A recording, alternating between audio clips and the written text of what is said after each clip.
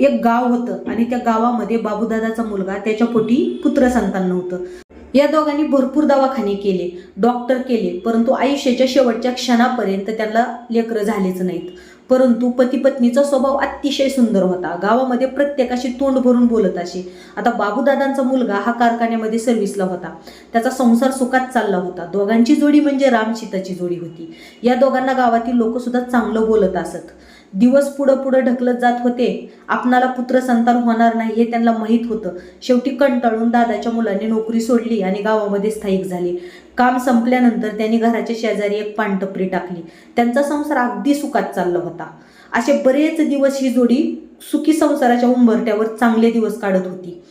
पानटपरीवर माल खरेदी करायला आलेल्या माणसांबरोबर अतिशय आदराने बोलत असे. पुढं पुढं त्यांची बायको आजारी पडायला लागली. आजारातून ती शेवटपर्यंत बरी झालीच नाही. तिने शेवटचा श्वास घेतला आणि या जगातून